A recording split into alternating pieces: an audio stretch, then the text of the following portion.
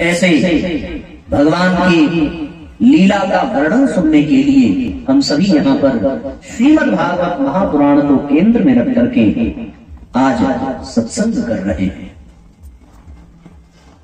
प्रथम स्कंद में सर्वप्रथम भगवान वेदव्यास जी ने मंगलाचरण किया है।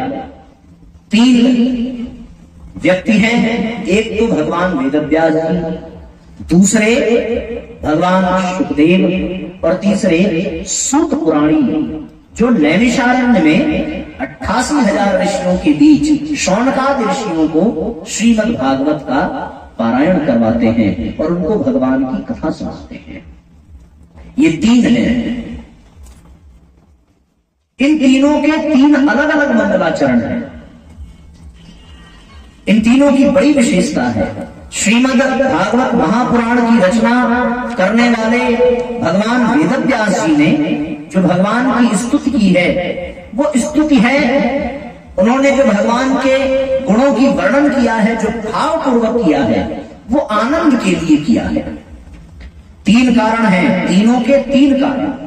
सूत जी ने जो शौनकादि ऋषियों को कथा सुनाई, उसके मूल में आनंद है, वो आनंद के लिए सुनाया। सुखदेव जी ने जो महाराज परीक्षित को कथा सुनाई, उसका एक विशेष उद्देश्य है, महाराज परीक्षित के मृत्यु को मंगलमय बनाने के लिए। और भगवान वेदव्यास जी ने जो कथा लिखी, वो उसका उद्देश्य उद्धार करने का है, वो उद्धारक है। तो वेदव्यास जी द्वारा उद्धारक और सुखदेव जी द्वारा उद्देश्यात्मक और फिर सूत पुराणी के द्वारा आनंदात्मक, ये तीन कारण से तीन मंगलाचरण किए। भगवान वेदव्यास जी ने मंगलाचरण किया है और उस मंगलाचरण में सर्वप्रथम भगवान का स्मरण किया है। जन्माद्यस्य यतोऽन्वयादितरश्चार्थेष्वभिज्ञः स्वराट् तेने ब्रह्महृदाय आदिकवये मोहयन्ति यत् सूरयः तेजो वारिमृदाम यथा विनिमयो यत्र त्रिसर्गो मृषा धाम्ना स्वेन सदा निरस्तकुहकम्।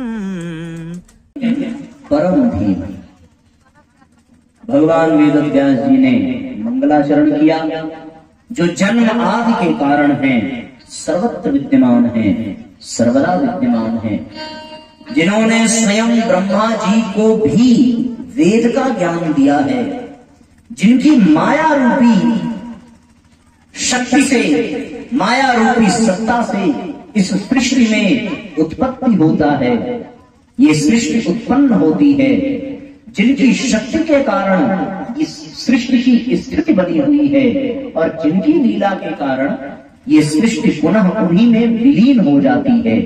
ऐसे परम सत्ता को, परम ईश्वर को, और कौन से आधार पर, ऐसे सत्य रूपी परमात्मा को, सत्यम परम धीमहि, ऐसे सत्य रूपी परमात्मा का मैं ध्यान करता हूं। ध्यान, स्मरण करना, जिनके प्रभाव से, जिनके प्रकाश से अंधकार निरस्त हो जाता है, उसका स्मरण करना। यहां पर वेदव्यास जी ने किसी एक भगवान के अवतार को कोट नहीं किया है।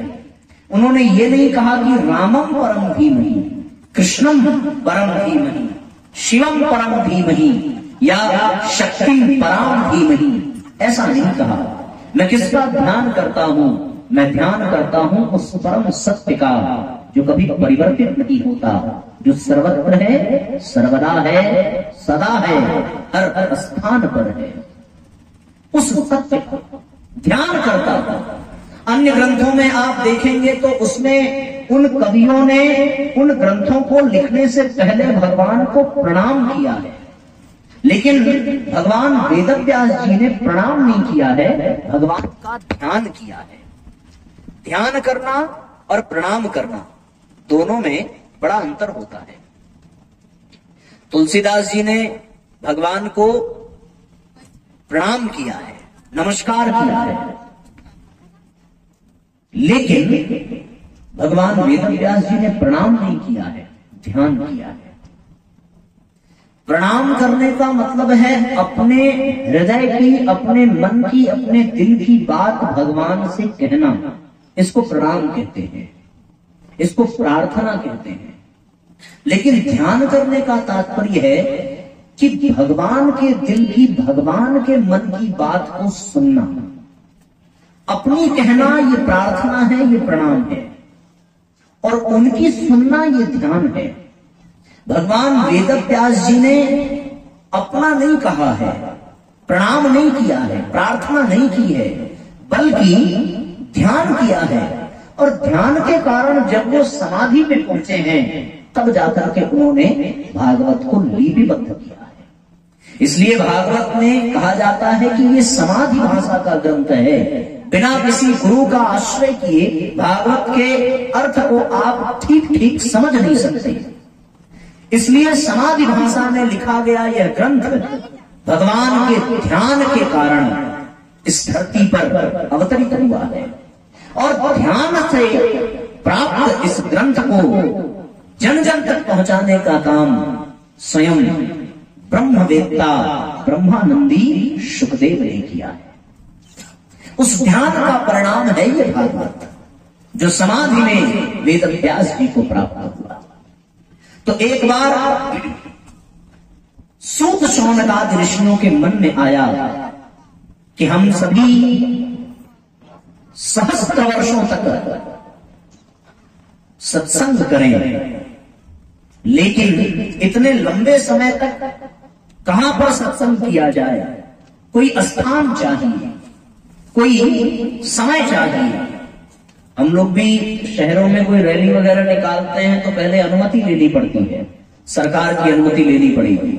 यहाँ साहब इतने बजे यहाँ से रैली निकलेगी, यहाँ तक जाएगी, या फिर इस मैदान में 108 कुंडी यज्ञ है, प्रशासन को एक पत्र दिया जाता है।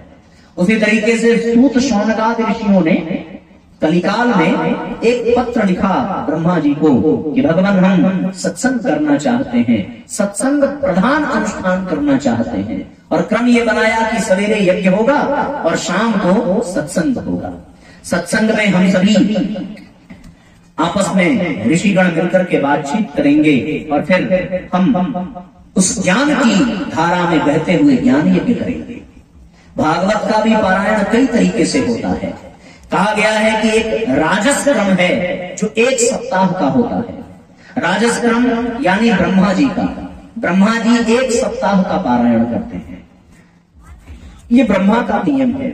जो भगवान विष्णु हैं वो सात्विक पारायण करते हैं। उनका जो पारायण है वो 1 मास का होता है, 1 मास का भी पारायण। और एक है तामस पारायण जो भगवान शिव करते हैं, उनका 1 वर्ष का होता है। पर यहाँ पर सूत शौनकादि ऋषियों ने जो क्रम बनाया वो 1 सप्ताह, 1 माह, 1 वर्ष का न बना करके उन्होंने 1000 वर्ष तक का अनुष्ठान किया। अब 1000 वर्ष तक का अनुष्ठान करने के लिए उनको कोई स्थान चाहिए। उन्होंने ब्रह्मा जी से प्रार्थना की। ब्रह्मा जी ने अपने नेत्र को बंद किया और अपने मनोमय चक्र को स्थान ढूंढने के लिए निवेदन किया। ब्रह्मा जी का मन स्थान ढूंढने के लिए निकल पड़ा। उनके पलक झपकते ही, अर्थात निमेष मात्र, निमेष मतलब एक निमेष में 1 बार पलक झपकती है, उसको निमेष कहते हैं। मतलब एक पलक झपकने में जितना वक्त लगता है उसको 1 निमेष कहते हैं। ये 1 क्षण का 3रा हिस्सा होता है, उसको निमेष कहते हैं। तो फिर पलक झपकने मात्र में ब्रह्मा जी का जो मन था वो मन जाकर के एक स्थान पर टिका। तो 1 निमेष में टिकने पर उस स्थान को नैमिषारण्य कहा गया। निमेष मात्र में जाकर के स्थिर हुआ। क्या स्थिर हुआ? भगवान का मन, ब्रह्मा जी का मन। यहाँ ब्रह्मा जो है वो बुद्धि के देवता है, ब्रह्मा जो है विवेक के देवता है। विवेक पूर्वक किया गया निर्णय, और उस निर्णय में केवल 1 निमेष का वक्त लगा। और उस स्थान का चयन हुआ जहां पर सहस्त्र वर्ष 1000 वर्ष तक सत्संग हो सकता है। और एक ऐसा स्थान जो नैमिषारण्य और अन्य, जहां पर कभी रण न हुआ हो, जहां पर कभी युद्ध न हुआ हो, जहां पर चक्र तीर्थ हो, जो भगवान विष्णु का स्थान हो, वहां पर नैमिषारण्य स्थान पर ऋषियों ने सहस्त्र वर्षीय सत्संग का शुभारंभ किया। शौनकाद ऋषियों ने प्रश्न पूछा, सूत पुराणी ने प्रश्न का उत्तर देना प्रारंभ किया और शौनकाद ऋषियों ने सूत महाराज से 6 प्रश्न पूछे हैं। उन 6 प्रश्नों का उत्तर देने में सूत पुराणी ने 12 स्कंध का प्रयोग किया। एक एक प्रश्न में 2-2 स्कंध में एक एक प्रश्न का उत्तर दिया। पहला प्रश्न पूछा कि शास्त्र का सार क्या है। हे भगवान, आप तो परम ज्ञानी हैं, आपने समस्त उपनिषद पुराण शास्त्रों को पढ़ा है, लेकिन हम सबके पास न इतना वक्त है और न इतनी समझ है कि हम पूरे शास्त्रों को पढ़ सकें। आपसे प्रार्थना है कि समस्त शास्त्रों का जो सार है वो हमें बताने की कृपा करें। ये पहला प्रश्न पूछा है। दूसरा प्रश्न पूछा है कि श्रेय क्या है, कल्याण क्या है, किसमें मनुष्य का कल्याण है, ये प्रश्न पूछा। तीसरा प्रश्न पूछा कि कल्याण का साधन क्या है। यदि ये पता चल जाए कि इसी में मनुष्य का कल्याण है तो फिर उस कल्याण को पाने के लिए क्या करना पड़ेगा। चौथा प्रश्न पूछा कि भगवान के अवतार का प्रयोजन क्या है। सुना है कि बार-बार अवतार हुए हैं और उसका प्रयोजन बताइए। फिर पूछा 5वां प्रश्न कि कौन कौन से अवतार हुए हैं और कौन कौन से अवतार होने बाकी हैं। ये 5वां प्रश्न पूछा। और 6वां एक अंतिम प्रश्न पूछा कि भगवान के जाने के बाद धर्म किसकी शरण में गया, उनके जाने के बाद धर्म का कहां स्थान रहा। ये 6 प्रश्न पूछे हैं और इन 6 प्रश्नों का उत्तर देने के लिए उन्होंने 12 स्कंद की कथा कही। 2-2 स्कंद में एक एक प्रश्न का उत्तर दिया है। इस तरीके से 12 स्कंद में उन सभी शौनकादि ऋषियों को सूत पुराणी ने कथा सुनाई। कौन सी कथा? श्रीमद् भागवत महापुराण की। कैसे सुनाई? ये कहते हुए कि जब महाराज परीक्षित को गुरुदेव शुकदेव कथा सुना रहे थे तो मैं उस सभा में परीक्षित के साथ, समस्त ऋषियों के साथ मैं भी बैठा था। जो भगवान शुकदेव से मैंने पाया है अब मैं वही कथा तुम्हें सुनाता हूँ। इस तरीके से ये कथा जो है 3 जगह चल रही है। पहला शुकदेव और परीक्षित के बीच में, दूसरा सूत और शौनकादि ऋषियों के बीच में, और तीसरा हमारे आपके बीच में। 3 स्थान पर एक कथा चलती है। एक कथा चली गंगा के किनारे, एक कथा चली नैमिषारण्य में, और एक कथा चल रही है चांदपुर में। बड़ा गजब है। तो फिर ये 3 जगहों पर कथा का प्रवाह क्रम चला। पहला प्रश्न पूछा है शास्त्र क्या है और शास्त्रों का सार क्या है, ये जानना पड़ेगा। क्या हो गया भाई?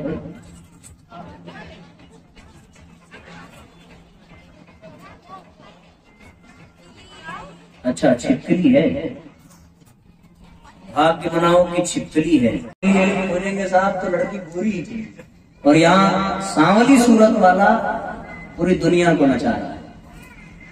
भगवान राम भी सांवले थे, सांवले सरकार, कृष्ण भी सांवले, और हम लोग गोराई के लिए मरे जा रहे हैं। अब आप ये ना समझना साहब आप गोरे हैं तो फिर बड़े बोल रहे हैं आप सांवले, अब हम क्या करें। कुछ लगाते थोड़ी है गोरा रहने के लिए, लेकिन अब नहीं है सांवले। पर सांवला सबसे अच्छा है। गोरे पर दाग लग जाएगा, सांवले पर दाग नहीं लगेगा। ये तय है। गोरे पर हर रंग चढ़ जाएगा, सांवले पर कोई रंग नहीं चढ़ेगा।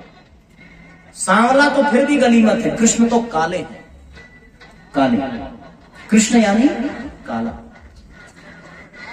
काले रंग पर साहब किसी का रंग नहीं चढ़ता, उसका असर सब पर हो जाएगा। मतलब कृष्ण का असर सब पर हो सकता है, पर किसी का असर कृष्ण पर नहीं हो सकता। ये रंग के विज्ञान से समझ सकते हैं। काला रंग जिसमें मिलेगा उसी को काला बना देगा, काले में जो मिल जाएगा उससे काले पर कोई फर्क नहीं पड़ने वाला है। ये आप जान लो। तो इसलिए भगवान के अवतार का उद्देश्य है भक्त हेतु हरिरूप बनाया। भक्त के लिए भगवान आता है। और फिर भगवान के 24 अवतारों की एक एक करके कथा कही है। वो 24 अवतार संक्षिप्त रूप से आपको सुनाते चले। पहला अवतार हुआ सनत कुमार का। सनत, सनंदन, सनत कुमार, सनातन, ये पहले अवतारी हुए जिन्होंने ब्रह्मचर्य की स्थापना की, ब्रह्मा जी के पुत्र हुए। दूसरा अवतार वाराह भगवान का हुआ जो धरती का उद्धार करने और हिरण्याक्ष का वध करने आए। तीसरा अवतार देवर्षि नारद का हुआ।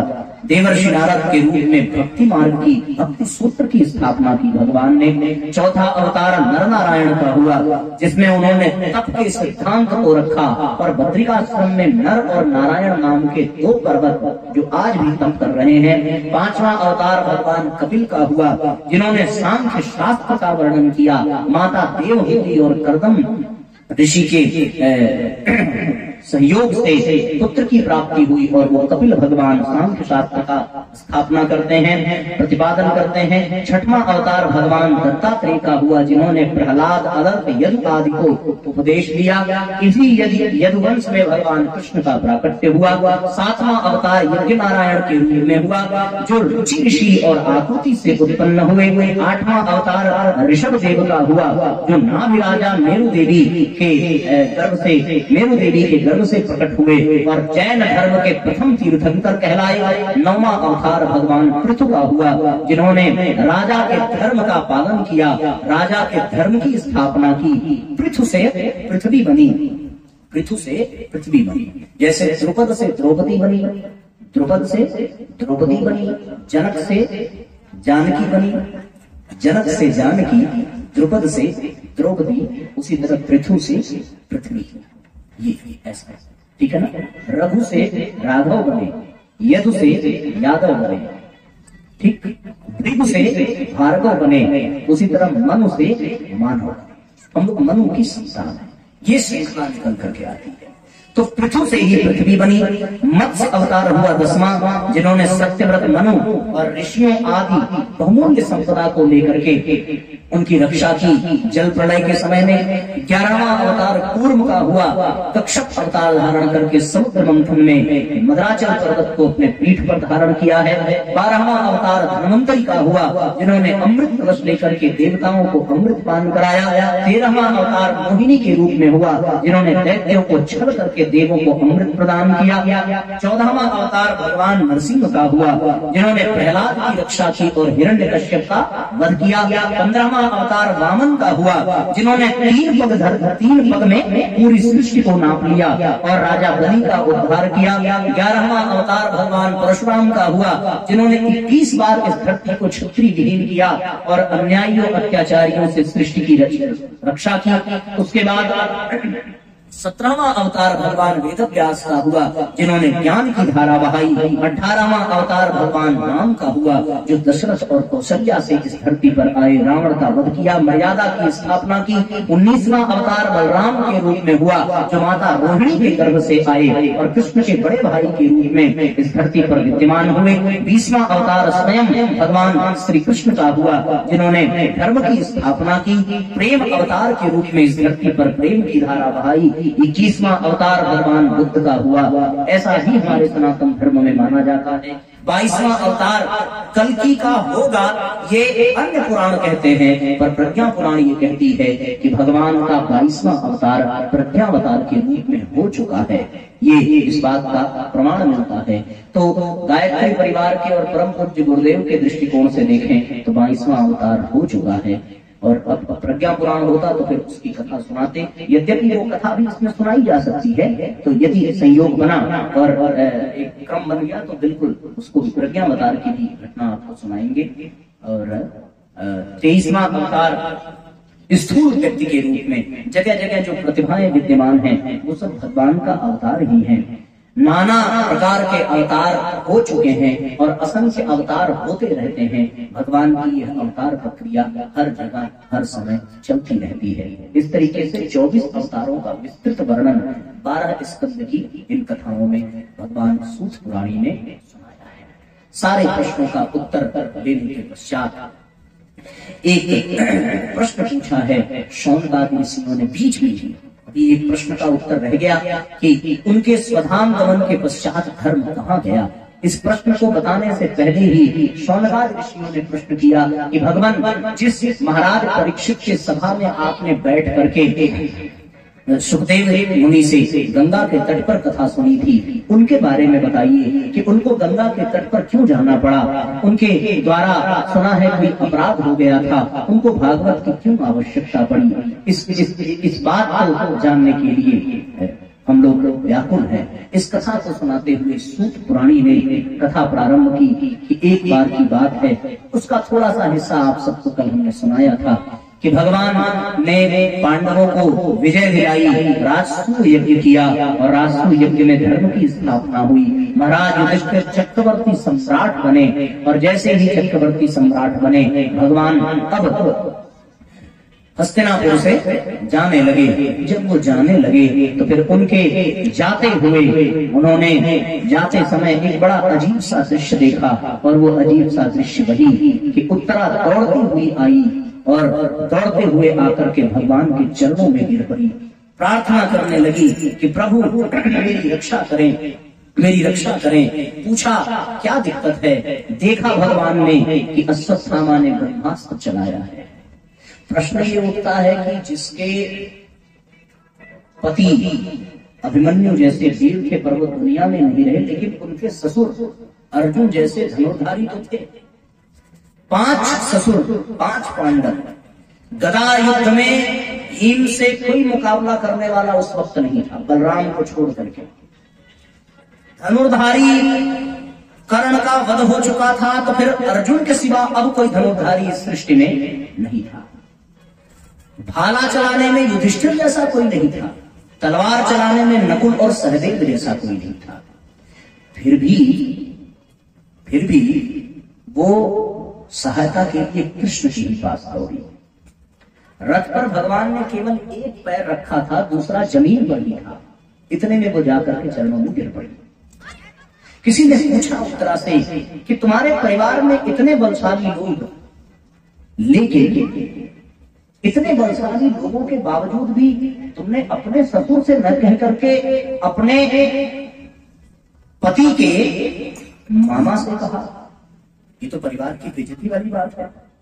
उत्तरा ने तुरंत जवाब दिया कि इस खानदान में महिलाओं पर विकट स्थिति आज पहली बार आई हो ऐसी बात नहीं है।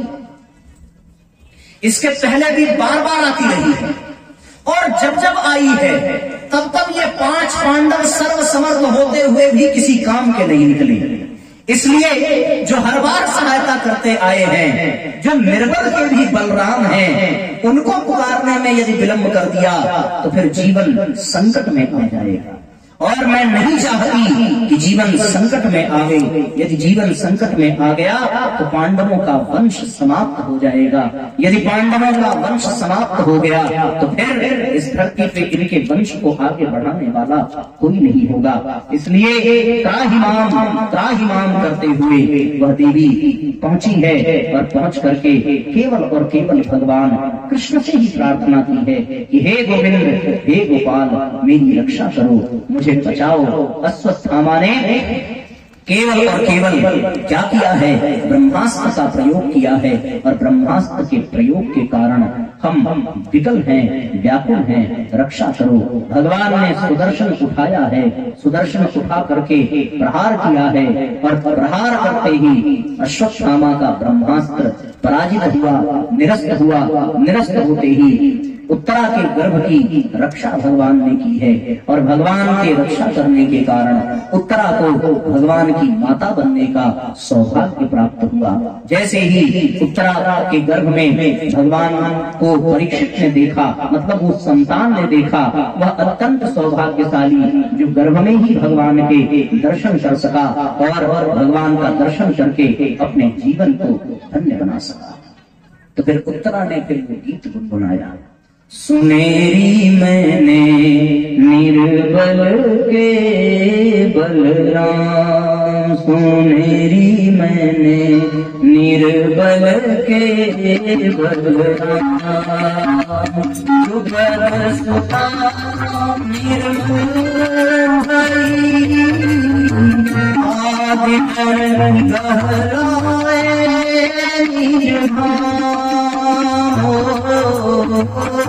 पद सुता निर्मल हरि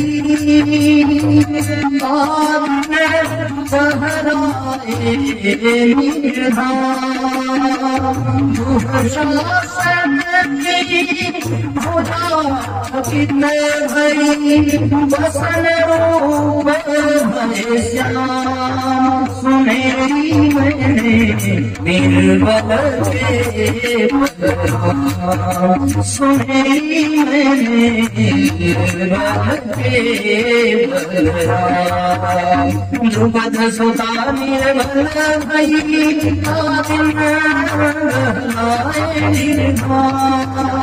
दुशासन की भुजा भई बसन रूप भय श्याम श्याम श्याम, मैंने निर्बल के बलराम, सुनेरी मैंने निर्बल के बलराम, सुनेरी मैंने निर्बल के बलराम, निर्बल के बलराम। उत्तरा का उद्धार हुआ, पुत्र जन्म लेता है और पुत्र का नाम ऋषियों ने परीक्षित रखा। पांडवों ने पूछा है कि भगवान इस पुत्र की भविष्य के बारे में बतावें। ऋषियों ने कहा इक्ष्वाकु के समान महामानव प्रजापालक होगा, महाराज दशरथ के पुत्र श्री राम के समान ब्राह्मण और सत्य का संगी बनेगा, शिव के श्री के समान शरणागत वत्सल बनेगा, कुबेर के समान धनवान बनेगा, कुंता पुत्र अर्जुन और सहस्त्रार्जुन के समान धनुर्धर बनेगा, समुद्र के समान दुस्तर और अग्नि के समान दुर्धर्ष बनेगा, ययाति के समान धार्मिक बनेगा, पीतरों के समान सहिष्णु और पृथ्वी के समान प्रतीक्षावान बनेगा, रमापति भगवान विष्णु के समान भूत मात्र का आश्रय बनेगा, रंग देव के समान उदार बनेगा, चक्रवर्ती के समस्त लक्षण आपके पुत्र में हैं। किंतु क्या कहा? किंतु आप किसी भी ज्योतिष के पास चले जाओ, किसी भी भविष्यवक्ता के पास, उसकी एक विशेषता है, प्रारंभ में सब बढ़िया बताएगा, उसके बाद एक जहर उगल देगा किंतु कहकर। किंतु कहने के बाद साहब 2-4 सेकंड रुकता जरूर, ताकि आदमी की मनोभूमि उस किंतु के आगे सुनने की बन जाए।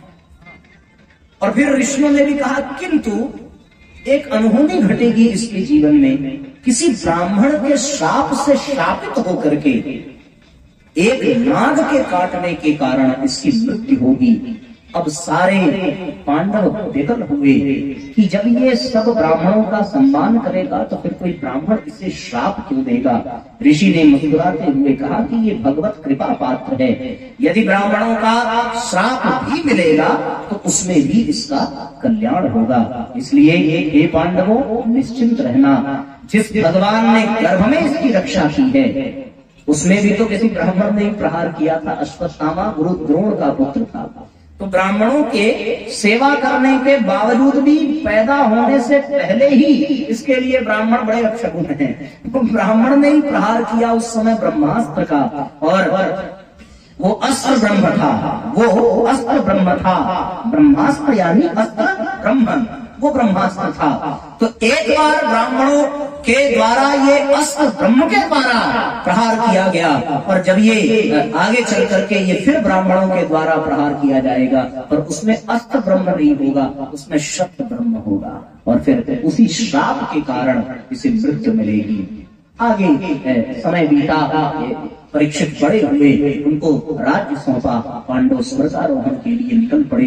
गए, कथा है कि एक एक करके पांडवों ने त्याग किया। सबसे अंत में युधिष्ठिर पहुंचे, बिना शरीर छोड़े उनको स्वर्ग जाने का सौभाग्य मिला।